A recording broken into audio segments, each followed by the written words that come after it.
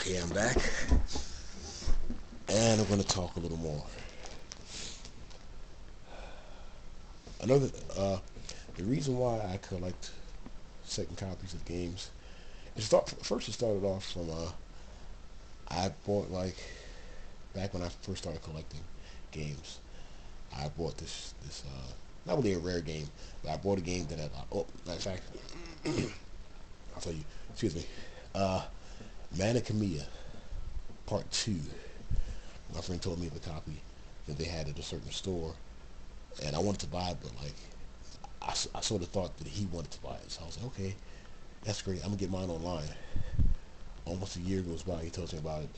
Well, I remember it, and I said, hey, remember that copy of Manic Comedian you told me about, Part 2? He's like, yeah. I was like, did you ever get it? He's like, no, I didn't get it yet. And I was like, what are you waiting for? He's like, oh, I'm waiting for it to go out in price. And I was like, well, how much is it? He's like, oh, it's $20.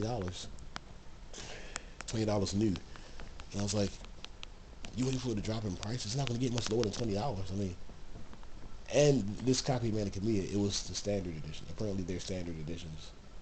I think they're standard. I don't know, but it was a boxed edition, and I don't really care about that stuff right there. But it was their only copy, so I was like, "You gonna get it?" He's like, "Oh, I'll wait till it drops in price." I'm like, "Okay, well, I'll get it." Long story short, I start reading the back of the box, and I start doing more research about the game online. Then I eventually get the strategy guide, and I learned how many endings are in this game. This game has a lot of endings, and I'm thinking, okay, well, is one copy going to be enough? Because this was during the time when PS2 games they were slow. This is like 360 and PS3 season and Wii season, and PS3 was slowly stopping their production of games or whatever. And so I went and picked it up, and I learned about all the endings, and I was like, okay, well, maybe a good strategy for me would be to just buy them, because if I play a game to the point where it's like whatever, you can't easily go out and replace it, because the PS2 games they do sell, they're not the good stuff. They're not like Manic Camille or Wild Arms or anything like that. Every now and then you may find some stuff like that, but not really. You have to go online, and so yeah. At first, it was just for games that I thought or knew would have a lot of gameplay, and so I bought second copies, and I kept them in a certain bin. Then, as I started collecting more and more and more, I started buying second copies just in case. Like, I'd buy a game, and it'd be like slightly below what I was expecting it to be, like as far as condition, but it still played. And I was like, okay, well, I could either throw this game away like an idiot and buy another copy, or I could keep this crappy copy and buy another game. That way, in case the game is, let's say I wound up liking the game more than I thought I would, and I wound up enjoying it, a lot. Well, there you go. If I want to play the crap out of the game, I have two copies now. So yeah, I started doing it for RPGs or whatever. Then I started doing it for just as an insurance thing, especially like when I bought my first copy of Yakuza. The game didn't look too well, or Yakuza 2.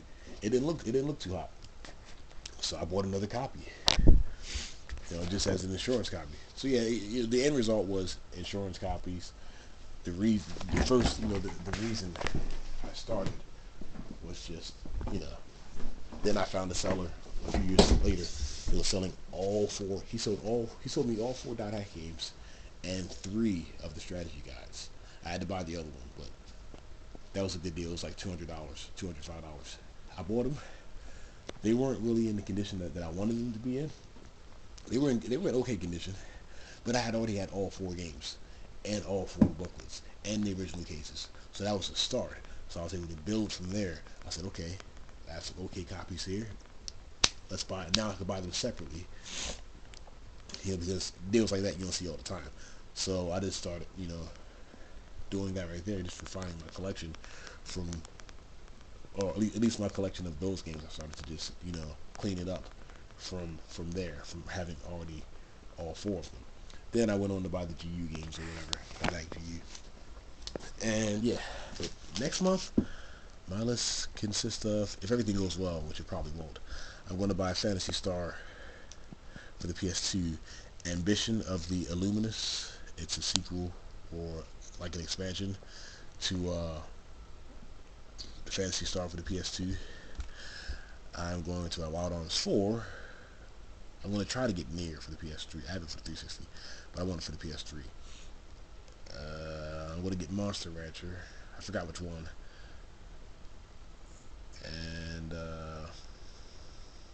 Rogue Squadron. I want to try and buy some more Dynasty Warriors games. I'm working on second copies of all of my Dynasty Warriors games. All my Dynasty Warriors, Samurai Warriors, and my Warriors and Orochi games. I'm working on second copies of that, or of those games. I need my first copy of Armored Core 9 Breaker. I think I'm going to have to buy 2 copies of that game. And that's about it. Like all those games. Oh yeah, Xenosaga 1 and 2. That's what I call those games I just mentioned. I'm sorry. Gundam vs. Zeta Gundam and Dot Hack Volume 3. So those right there will cost me a pretty penny. And yeah, that's what I've been doing. And I hate to keep bringing it up, but like I don't understand it. Like if you haven't come across a cracked game, I'm not saying if you've cracked the game, because whatever, you're not as clumsy or whatever as I am. I get it, but your collection is better.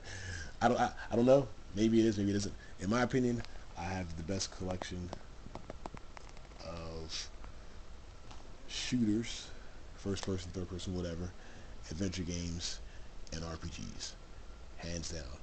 I can show you games right now that I've never seen in anybody's collection. Maybe you have a better collection. I haven't seen it. I mean, it doesn't really matter, but I just like to toss that out there. I understand a lot of people don't like to put their collections on YouTube, so they say. That's fine. But yeah, I don't claim to have the best collection of games, but I do claim to have the best collection of 3 specific genres, hands down. I mean, if you have a better collection, let me see it, or don't. It's up to you. But I worked really hard on this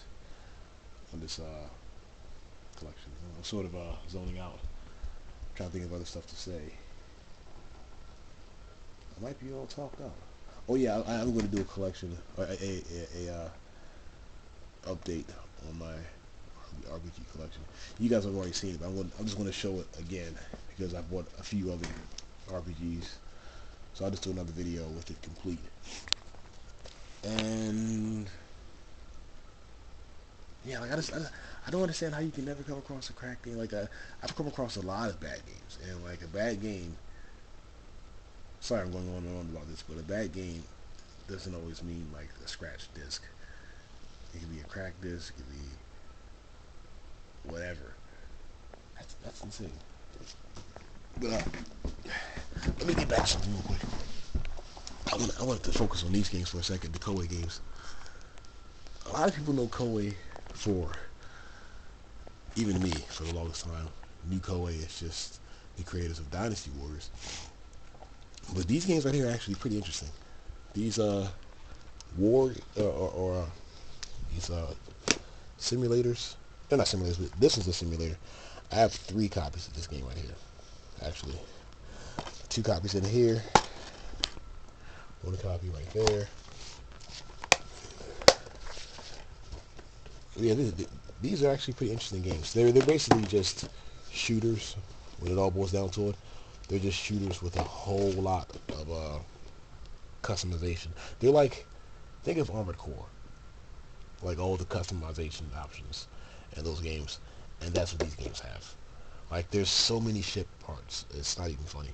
But once you've built your ship and everything, the action is basically just shooting stuff. And yeah, look these up, or not. But I'll see you guys later.